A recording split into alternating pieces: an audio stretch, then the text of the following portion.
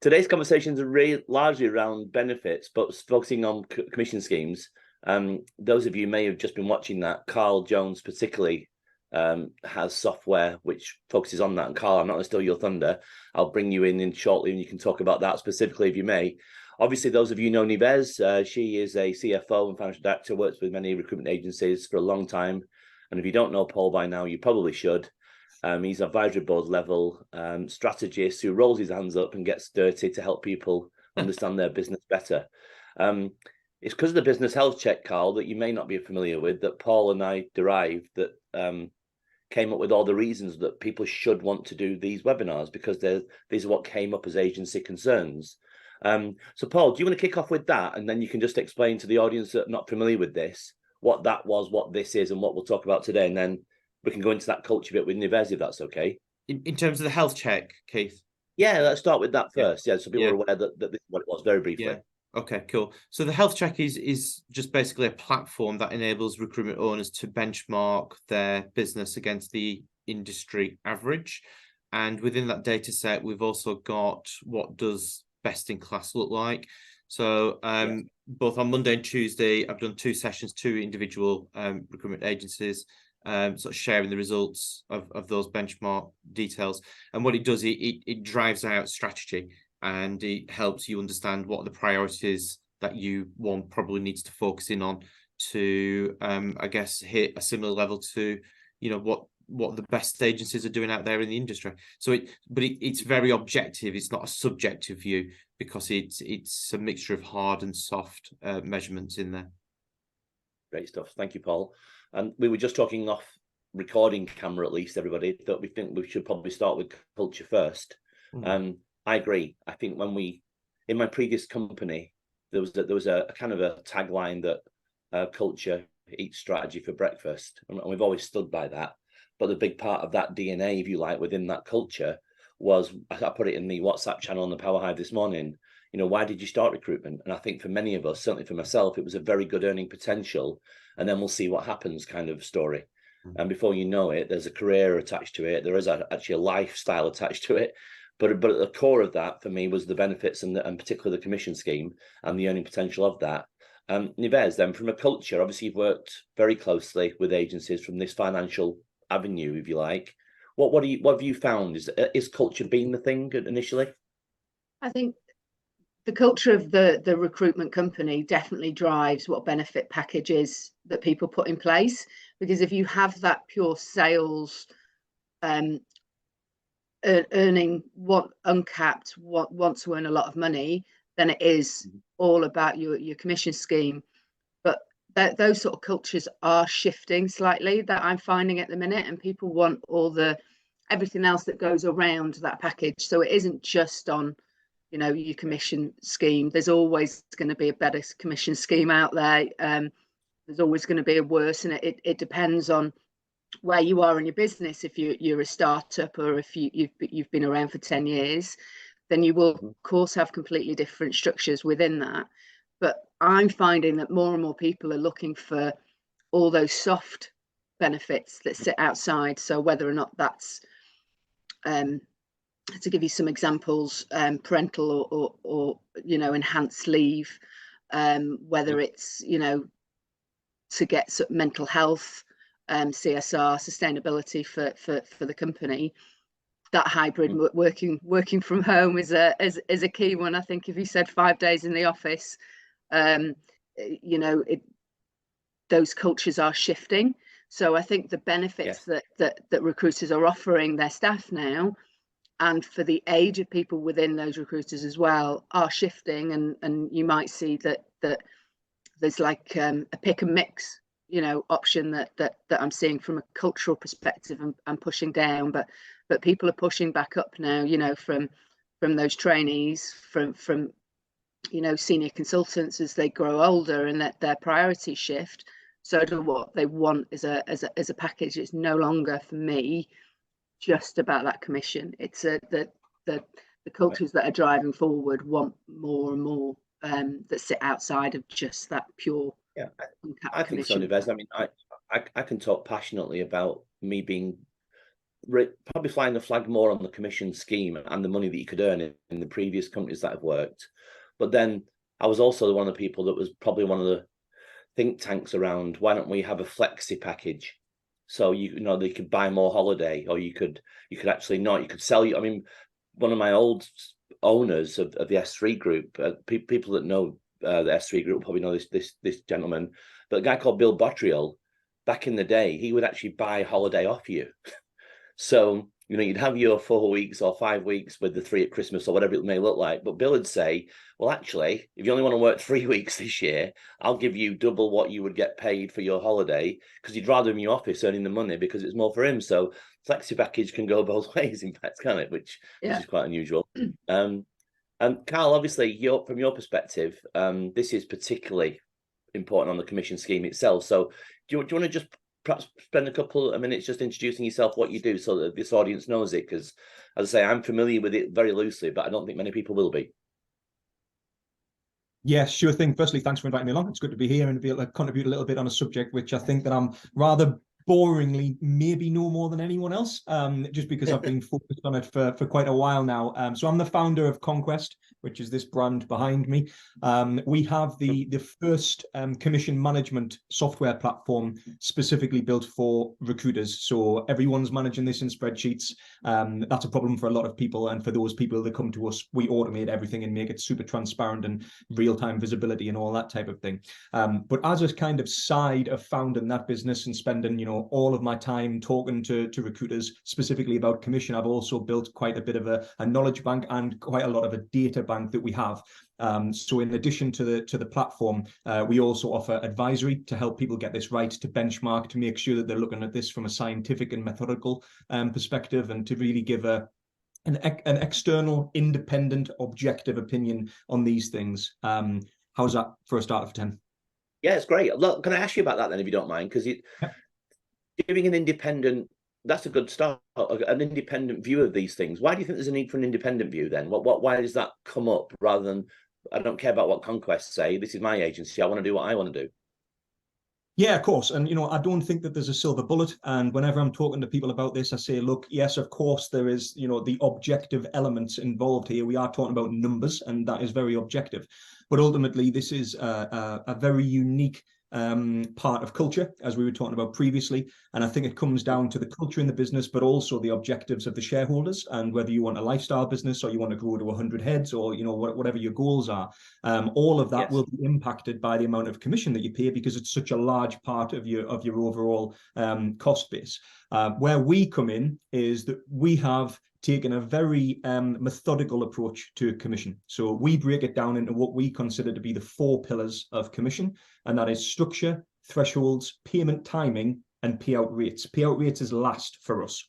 The most important thing is structure, and structure is derived ultimately from what we were talking about at the beginning of the call, which is the business strategy. That should drive everything. So you have your business strategy, which informs the roles and responsibilities to deliver that strategy, which will then inform the objective measure of what good looks like for each role, and then we incentivize against that. So when we're advising people, we start with the structure, make sure that we get that right. And that would comprise accumulation periods. It would comprise the key strategic drivers for the business, the preferred revenue types, you know, all of these different things that are important. Once we've got that right, we would move on to the other elements, and the actual payout rate is last when we're approaching it. Whereas what I find is when people come to me for advice, that's the end that they start at. Am I paying too much? Am I paying too little? How much should I be paying out? Yeah, waffling a little bit there, but that's kind of our very quick approach to how we would evaluate commission. Thank you, Carl. Carl, I'm just going to ask you one quick question on that, but Paul, I'll come to you next to see if you can share where you're seeing that in the agencies that you're working with. The same with yourself, Nivez, if I may. Just on that, Carl, I guess it comes to that payout rate where, yeah, it's the owners are trying to motivate people, make sure they're incentivized, make sure they're competitive with the rest of the industry, versus how do I keep a good profitability on this? Are you saying then from that, to hark back to it, that independent score then is once you understand the culture, the strategy, where the business shareholders and the stakeholders feel, that then you put the model into place and it gives them what kind of an honest appraisal then of what that would look like? It depends on the nature of the engagement. We have an engagement called Review and Refresh, which starts at where are you today? And it's an objective review. layered with a subjective conversation around, well, what's not working, what is working, are we driving the right behaviors, and then ultimately give a range of opportunities for improvement. Alternatively, we have an advisory light, which is literally just having a conversation with someone, helping them understand their payout rates, helping them understand how they compare against the market, which of course everyone wants that. And we, as I say, are quite fortunate really that we have a large data bank for that, so we can provide that for people. Great stuff. And I will press you a bit later, if you don't mind, on some of those anonymous statistics around that. Paul, first then, obviously you're working closely and have done for many, many years now, including working in large agencies. Does that ring true with you then? And do you find that? Do you tend to go in and forget the feel for the place before you start looking at the numbers? You're on mute, my friend. Sorry. Sorry, I'm in a meeting room which has got no architrave around the door, which is actually next to the kitchen, so I can hear the microwave pinging. So I apologize. Just shout, "Shut up!" if they get too loud. Technical details. Yeah. So I agree in the main with Carl. Maybe just slight tweak, but I think understanding what your business plan is, and then I think it filters down then to having a 3-year financial plan. Nevez will love me for that, by the way. A lot of people will have a business plan, but they won't have a 3-year financial plan. And then having a people plan is the next bit for me, and that's a key bit, is that people plan bit. And then the business metrics, Carl's absolutely right. So the payout ratio for me is one of the top 4 business metrics that every business leader should be looking at every month. So that should be part of the board pack for me, because that's imperative. Because what it does, it informs you in terms of things like commission schemes, but it also informs you in terms of headcount as well. So it sort of goes a little bit broader than that. So, I've had a conversation with somebody this morning who wants to hire somebody, but when we start to project the impact of that additional salary coming in and what we anticipate the commission payment to be, then it starts to push the payout ratio, into the sort of, above 60%, which is like, sacrilege area for me. So it's, using that data and the metrics is really key. A lot of recruitment owners do have the business plan, not necessarily the financial plan, and not necessarily the people plan. And I think, people are getting to grips with the data more and more, but for me, it's critical. And just, throwing it out there straight in, it's just, anything above, 40% from a payout ratio. And payout ratio for me is your salary, your national insurance, your pension, and your commissions. So, add that up, work that out as a percentage of your gross margin. Anything above 40%, you're starting to dilute your operating profit, and anything under there is brilliant. I have to say, if you're in London, you're probably going to go up to 45%, maybe a little bit more, just because you've got high salaries. But in the north of England, you shouldn't be above 50%. Absolutely not. I don't agree with you that the region matters personally, but I get why there would be financial aspects to that. And Nevez, I'm going to come to you now about that 3-year plan inside of it, because I think that is absolutely essential. If you don't mind sharing some of that philosophy behind that, but I'll give you both heart attacks then just before I do that. There was at one point we were paying 100% of margin, gross margin, based on you had to have been over a certain threshold. Now, don't get me wrong, that threshold was frightening. So we're talking extremely high performers here. And beyond that level, and I'm probably going to get shouted down or poo-pooed in the actual feedback of this webinar, but I'm pretty sure you had to be doing something like 750 a year, and anything above that, you were kind of getting 100% of the gross margin. Anyway, I'll put that back into the actual recording of this and the notes when we do it. But Nevez, let's come back to that from the 3-year perspective and planning or planning this in. Do you want to just continue what Paul was saying there, if you don't mind? So the financial plan and the people plan are very much hand in hand with recruitment. We're all about people. So making sure that you've got that 3-year plan, because you're going to have people, your gross margin or your NFI versus your operating profit very much are aligned. So if you're at that 40%, then you're going to have a much higher operating profit. If you're at 60%, your operating profits that drops, because everything else pretty much we know a benchmark is to all our other costs. It's staff costs that are and people.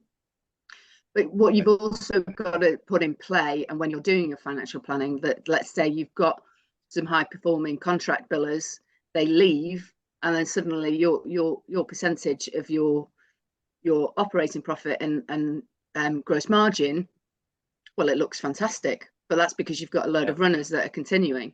So that needs to be built in. Also, you should be building in, that growth. Nobody wants to stay still. Everyone wants to, a lot of people want to grow. Even to get in a lifestyle business, you want to get to X number of heads, all billing X per month, blah, blah, blah. So you've got all those metrics that are looked at on a monthly basis.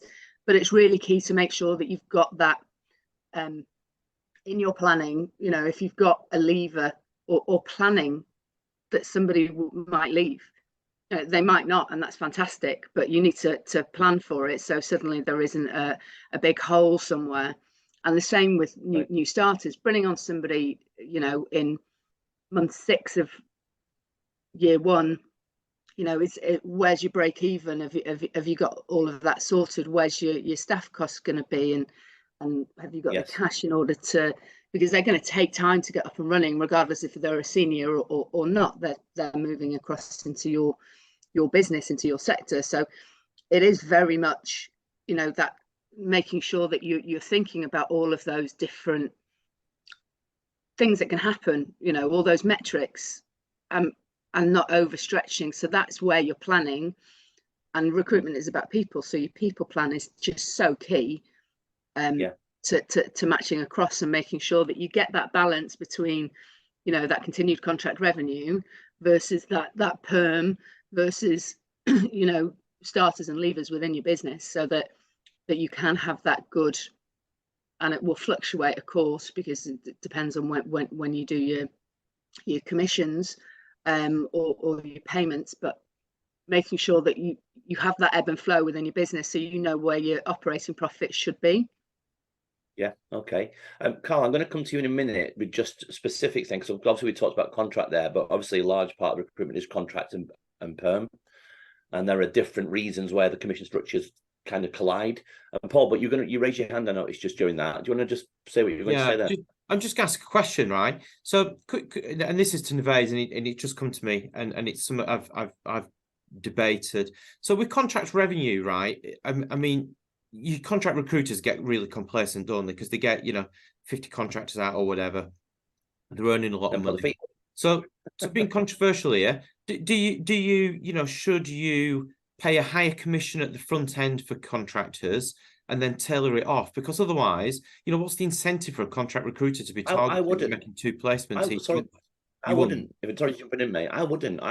I think all these things, and I built the businesses that I've built, and I think some of them quite successfully in recruitment, based on a meritocratic environment. And if you're earning more for the business, then you get paid more of the commission that you bring through. So I've always bet on it on a rising commission structure going up. So I'm not saying, I know you're not saying you should pay more to get them started and all those things. I know you're not saying that, but no, we've never done that. We always had it that we didn't even have thresholds. It was a case of, when you earn a certain amount of money up to say 10,000, then you would get paid a commission band of that, and so on and so forth. But let's swing Carl in on that, because obviously, Carl, you're seeing, by your own admission, you've got millions of points of data, which is very kind of you to put an analytics on that. But what are you finding as a general rule? And then if you don't mind, could you perhaps share some ideas on what you seem to hear works best? Yeah, so I would just reflect what Paul said there, and what I would also say is what we actually do as a business reflects what the market do and what they want as well. But with respect to contract, I think that you absolutely bang on. Once you've been on a contract desk for 2 years or more, you have a lot of runners out. You already have just a constant runner book. Quite often, these people are already in the top percentage bracket of their commission. So if they do happen to grow their runner book, even by 1 runner, that runner's automatically being paid out at the top band. I think that there's a point of diminishing returns of that setup, in that the incentive is not as strong. Now, this is going to come down to the culture, though. This is going to come down to the culture of the business. In your business, it was a case of, well, these are our top billers, meritocratic, as you said. We're going to pay them. Yeah. I think that there is a balance to be had on that approach versus the kind of polar opposite, which would be a growth-based commission scheme, because I think that scares people. And rightfully so, because the concern would be, am I being competitive to the rest of the market? And I can say definitively, you would not be competitive against the rest of the market, because the vast majority of the market are just paying out a tiered scheme where you can get to 30 or 40%. And once you've built your runner book, you're paying out there. However, what I normally recommend as a balanced approach, and sometimes you've just got to bridge the chasm and bridge one extreme to the other, is that you incorporate a combination of a normal traditional commission scheme, which allows good earnings based on the meritocratic principles, so you can earn a lot of money on your runner book, but then there's some sort of growth-based component, and that could be over a longer term. So for instance, monthly commission scheme for your normal runner book, and we'll pay you up the bands, but then there'll be a quarterly kicker or bonus or whatever you want to call it, and that would be growth based. So if you're not growing your runner book, you're not going to be incentivized or rewarded as highly as you would be if you were to grow it. Yeah, just very quickly on that, we used to call ours rollover, and when you got past a certain amount in the quarter, provided that you brought in at least the same and or above per month, but over the quarter you would get an extra bit, and that was your bonus, like you said, that growth part. Yeah. And then there was also, just on that, if I may, because it just came to mind then when you were talking, Carl, we actually built a structure in place that by the time that the contract consultants were getting to a certain earnings, and then it was kind of, you were almost guaranteed that because of the runner book, versus the perm that kind of hit the ground running and hit that level. By the time they crossed in terms of earning potential, that's when we were separating them out to become managers and running teams and team leaders. So there was different mechanisms put in place for those points. But I think the perm guys hit the ground running in terms of money sooner, but then it was starting again each month, right? Whereas a contract book, it was a slower build up, but we all got to the same stage. And I think the threshold was about 130 grand a year earnings when we started to separate them then into, do you want to grow a team now and go down that route, or commission only, as a lot of people did. And that's where the 100% margin came in. What works best then, from the feedback you've had, Carl? Have you had many people saying, we've tried all these different things, and all the ones that you've got the stats for now, what does tend to work best by reference? Yeah, good question. Quite hard to say. What I would say is that, yeah, of course, there's some trends, but also what I refer to all the time when I'm talking about the data here is the standard deviation is high. It's very broad, and people go from one extreme to the other. The other thing that I would say is that, generally speaking, I think people are scared to go away from the norm. So what they'll tend to do is model some changes. They'll play around with numbers and then not actually implement or change anything. So in order to ascertain whether it's successful, you've got to implement it, you've got to run it. And very, very few people are running anything other than this kind of norm approach. So I'd love to give some sort of definitive answer there, but I don't know where it exists. Okay. Nives, obviously you do this on a micro level and you're looking at the specifics. What are you finding? Have you seen any best practice that seems to be mirrored across the industry, or as like Carl just said, because I found it across the different brands we had, there were different models in the different brands, and it was actually overall the same company, so it was quite confusing sometimes. It can definitely be different by who you are, what sector you're in. So there used to be the argument of tech recruiters on contracts should be earning X, and finance recruiters should be earning Y, and engineering should be, the list goes on. Yes. I definitely, there's sort of three schemes that you always see, which is with a threshold as to bill over X, you get Y, bill, and then it can grow on a monthly or quarterly basis, depending on how much you're billing in that month or quarter. You've got your no threshold but lower percentages. Then you've got your elevator scheme, where you can, you've got a threshold every month, and you for the first X amount you earn Y, then but it's over the year, so that that protection for a business, so that they're not paying it out if somebody has an amazing month, feast and famine, next month they do nothing. That elevator allows them to pay as incrementals over the years.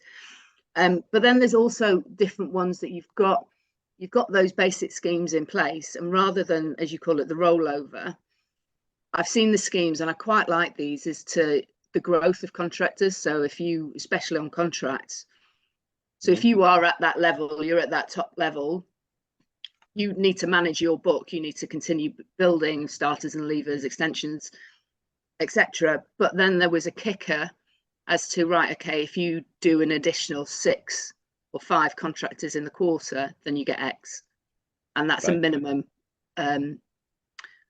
gross margin that would need to be billed for those. So that was something different as to continuing to push that. So contract recruiters that might be at their peak didn't just manage their book and then just stay, because it's quite easy. It's always very difficult for a contract recruiter to move because they've built their book and they'd be starting from scratch again.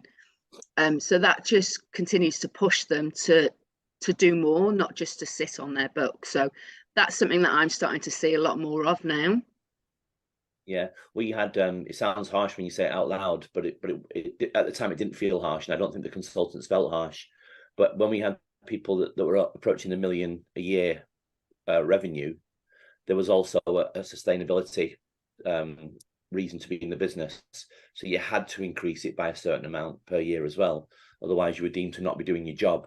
Now, it wasn't saying that therefore you've done, well, I do $1 million a year on revenue. What do you mean I'm not doing my job? Well, yeah, you're getting paid 400 or 500 grand for that. That's not why you're here anymore. You're now here for this, to actually still continue to grow. And if you're not doing that as part of your Speechmark's job, you're jeopardizing your position. So it didn't allow them to have that rest on their laurels bit, if you don't like. But then it's quite harsh when you hear consultants at the moment still struggling to get back to those good days of 75k, 100k plus, when I'm banding around people doing 300, 400, 500 grand a year, and we're still putting under the magnifying glass to say you're not pulling your weight. But it's just the nature of the beast of what we were in. Paul, you've obviously worked in large agencies and advised in large agencies. That obviously takes a factor as well, because not smaller agencies at the beginning perhaps can't afford or shouldn't afford these things. What have you seen any kind of barometers that people should maybe look at? And while we're talking, Paul, again, the audience that weren't here before, there are some slides, so I'm going to slide these in if you don't mind while we're talking, and then I'll just show what they are. But the first one you've shared, Paul, and I'm not criticizing you, but I don't know why you've put a woman in a red dress on this, but you can explain it perhaps yourself.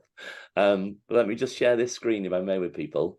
That was the one you shared. I can't explain it, and it's obviously not mine. But I think that those of you looking, you can see different kind of thresholds there, and I guess it's for all of us really. Nives, you have seen many similar to that. Obviously, Carl, you must see so many different kinds that there is like a crossover between these. But Paul, obviously that one shares quite different models, but you must have seen them yourself. Yeah, so that was that's been pushed out on LinkedIn a couple of times. So I've stolen that and shared it with various people. I think just a couple of bits just to emphasize for me, and I think this comes back to Carl's point at the start.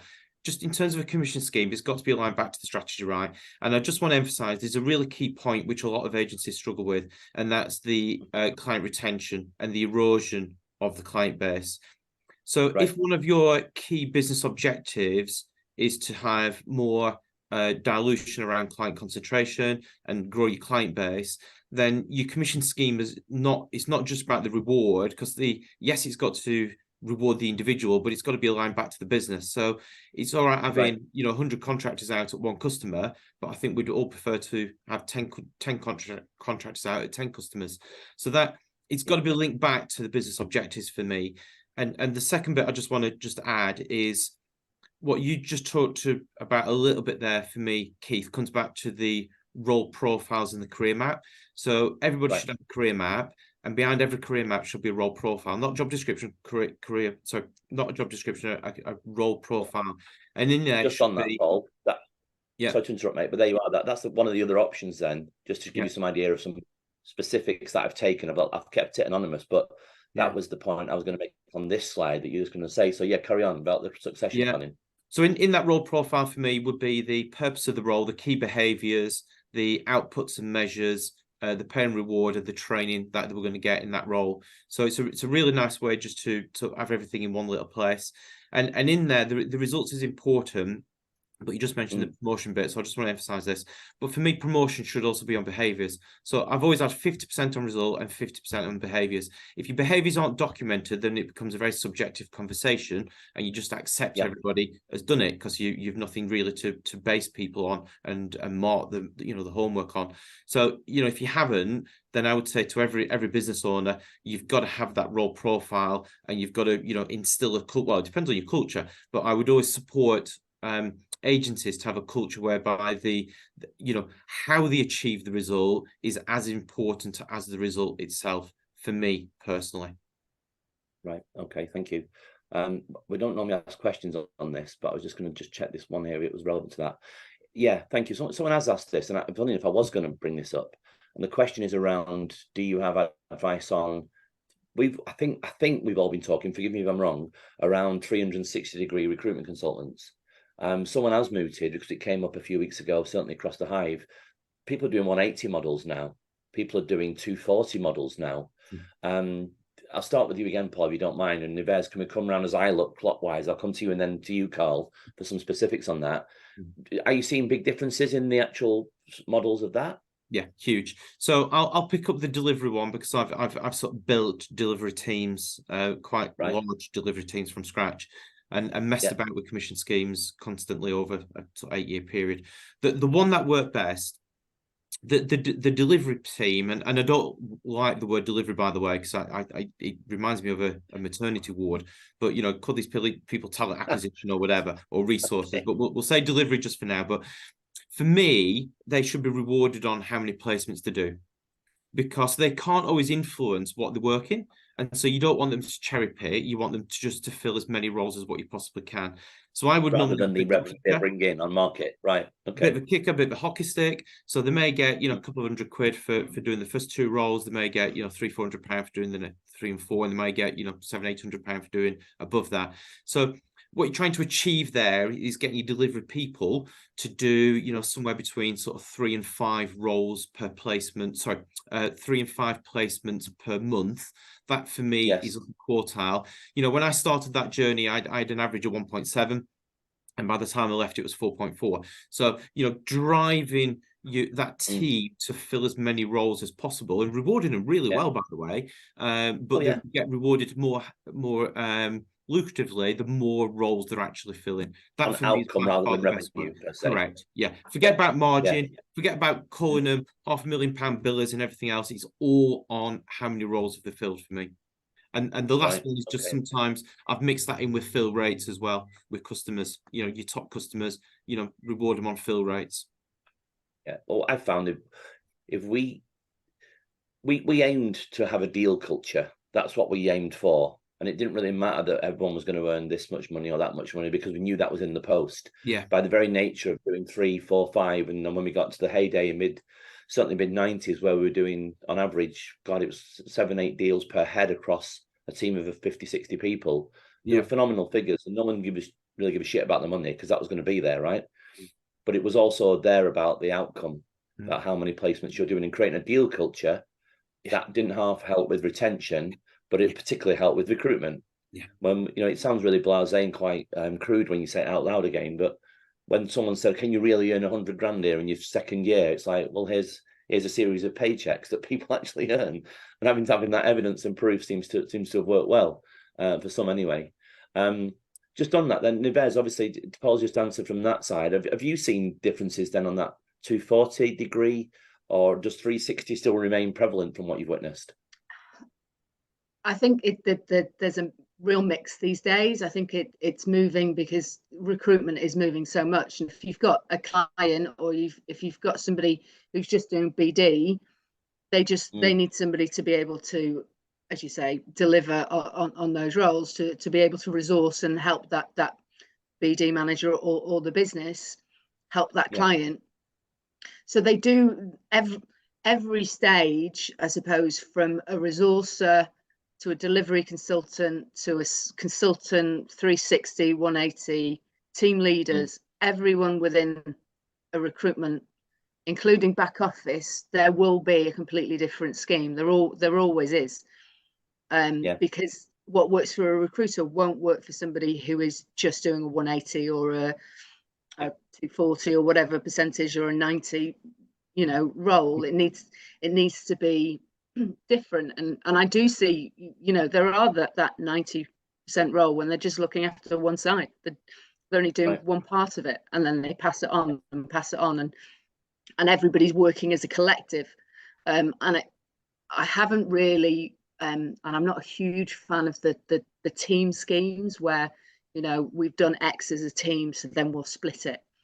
You know, I think that's very subjective. So I like to make sure that it's always defined. So whether or not that's a paper placement, whether or not, you know, I've also seen that if the client is doing X, if these are the roles that this client is doing, then you get, if it's almost like a banding. So if you've got a placement that is 0, you know, up to 30k, you get X, you know, £100. If the placement's actually 70k, you're going to get, you know, a higher amount, because then people feel that, you know, they don't want to just sort of be that 180 doing, I've just billed 3 placements that have, you know, the company's earned this, and hang on a second, I have only earned X.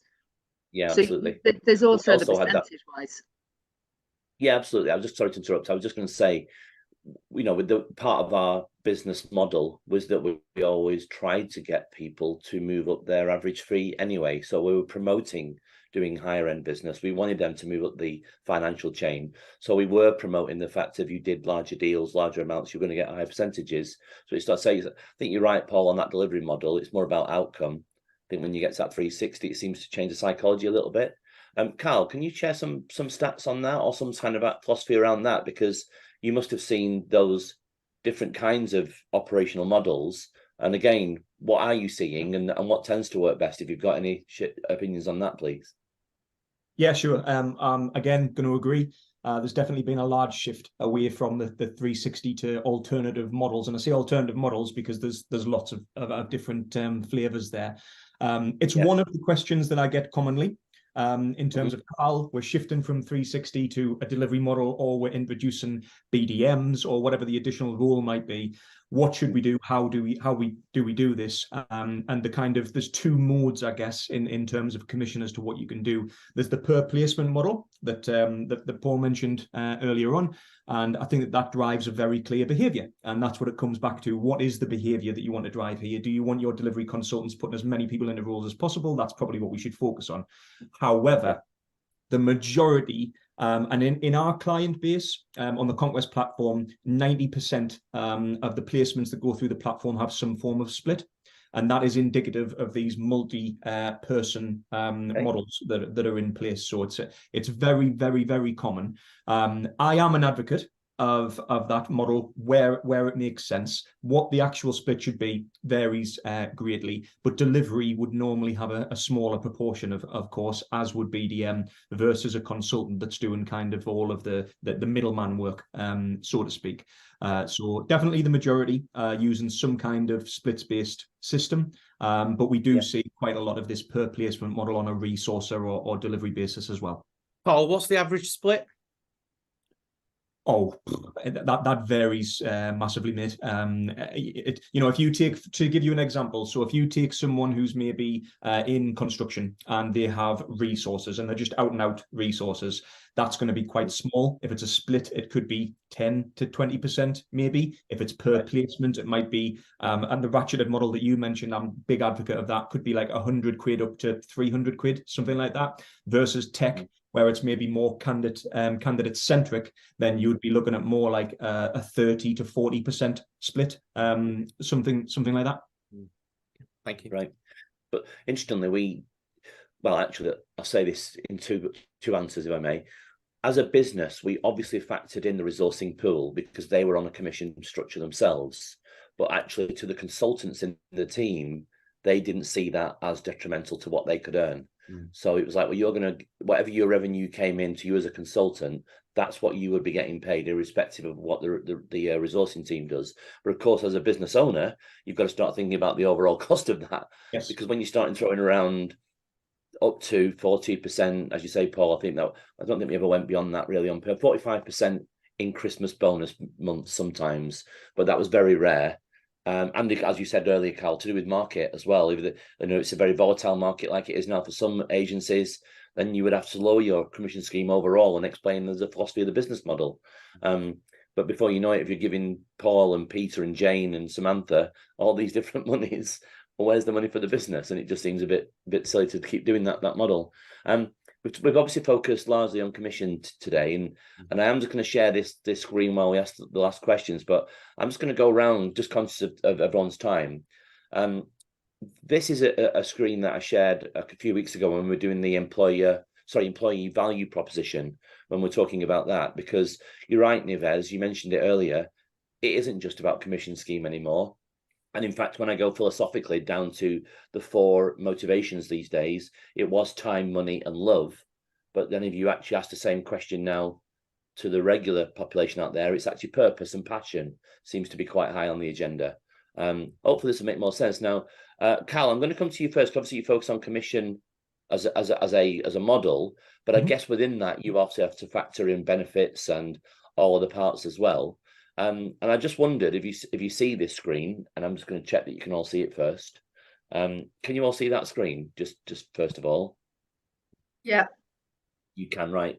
I just wonder, Carl, do you bring these kinds of thing in with the discussions that you have, or do you tend to focus just on the commission element with what you do? Yeah, there's a heavy focus on commission. That is our business. That's kind of our niche. However, I would say that commission is one part of a multifaceted rewards program, and there are other elements in there, and they've particularly become pervasive in the last decade or so. We mentioned a few others, but common things would be other incentives, which can be financial and non-financial. So, lunch clubs, company trips, health club and spa membership, and all this type of thing. So when we're approaching it, we always talk about payout rates. It's the last part of the process, but we talk about it in the context of the wider cost base. And if there are other elements you want to introduce, then clearly you need to be aware of how much you're already paying out in your core benefits, and leave headroom to afford the rest of the stuff. Now, this picture, believe it or not, isn't just made up of things that you can do. This is a particular agency's EVP model that they have. Now, there's some obvious ones on there that perhaps some people can't get, like free on-site parking. But if you look across the gist of that, most of it, I think most people do. I think the obvious ones are lunches, your birthday off, and cycle to work schemes and showers in the office if you've got that place. But I think you're absolutely right when it comes to that overall, what I'm actually paying out for a consultant to do the job. Well, if that company is doing all of those things, I'd imagine, and I don't know their commission scheme, but I imagine their commission scheme isn't quite as generous as some of the others, because you've got all those other things to factor in. Are you finding that, Paul? You must see that there's so many different things you can do, but I guess that's got to be part of the owner's explanation to the consultants when it comes to recruitment and retention. Well, the commission scheme isn't quite as high as XYZ recruitment, but you have all this stuff. Yeah, absolutely. And I think, a lot of, I love the image, by the way. I think it's a really great way of showcasing what you do. I think a lot of things have become fairly standard and the norm now. So, I think the starting point for me, Keith, comes back to the things we talked about from a strategic perspective. And the second bit, which I think a lot of people don't do, is just asking people what they want. And really getting, the feedback from the people and the team. Things like sabbaticals are actually growing in importance now, because people want to take 3 months off and go traveling. So why would you want to lose somebody for them to come back in 3 months' time and go and work for a competitor? Paul, it might have been my end, but I think you froze then. You were going to say sabbaticals, I think. Could you just repeat that, just for my sake, more than anybody else's? I can. I was just saying, it starts for me with asking the people what they want in terms of benefits. And, the younger generation now, younger being a lot younger than Nives, by the way. Sorry, Nives. But it's just... wow, that was a shot and a half out of left field. I'm just making sure you're awake. Sabbaticals now are really important. So, the giving people the opportunity to go traveling for 3 months, as an example, is really important. Right. holidays. So, you know, 25 is just like the bare minimum now. You know, you should be able to sort of ramp that up and get it up to 35 because people value time now more than ever. And the last one is just personal development. You know, a lot of people will say they do training, but what's the training budget per individual per year, and how much say do they get in what they want to spend that personal development on? So this, you know, fruit, tennis table tennis, you know, pool tables, all that sort of stuff is just like, you know, I yawn, if I'm honest with you. You've got to create something which is different. Otherwise, you talk about retention and recruitment, you're just going to be one of many. Okay. Nuvez, I'm conscious of everyone's time, specifically yours and Carl and Paul's. Would you have any final bits that you'd like to leave that people can just be thinking of when it comes to these things, if you don't mind? So that percentage payout is always going to be key, because it's going to link to your operating profit and what you have as a business owner, and but you also have to take in the culture and the age of your employees. So if somebody's slightly older, such as Paul, he might be thinking a little bit more about pensions, whereas somebody younger, you know, they want to look after the environment, so they want to make sure they've got that CSR, so they've got time off to help others. They're in a sustainable office if there is an office culture going on, you know. But there's so many other things that people want that you can't have a one size fits all. Here's a great commission scheme and that's it, and 23 days holiday. It needs to be bespoke, which is what I said before. A lot of people are moving towards that pick and mix. And somebody could take, you know, who's a little younger, could take some time off as CSR, could take time off as a sabbatical, whereas somebody who's older might want parental leave, might want enhanced pensions, those sort of things. So you really do need to bespoke it within your company for the people that you have in that company. Yeah, and I think you're right. If you've got a large enough menu that will also help with your diversity and inclusion plans and model as well, of a different age characteristic and ethnicity demand, then you probably get a better model anyway overall, wouldn't you? And that just actually mirrors that, I suppose. Carl, obviously, I'll leave this on you because we did focus largely on commission schemes today, and I'll say thank you to you all after that if you don't mind. What would you, if there was one thing that you've learned from the stats? Obviously the analysis and the understanding the business, but what would you point people to in the first instance? And what I will do, by the way, in the recording of this, we'll make sure everyone can contact you all with your contact details if you want to follow those things up. Yeah, of course. So I would say, you know, treat it seriously. Commission. It's your second biggest, maybe your biggest cost.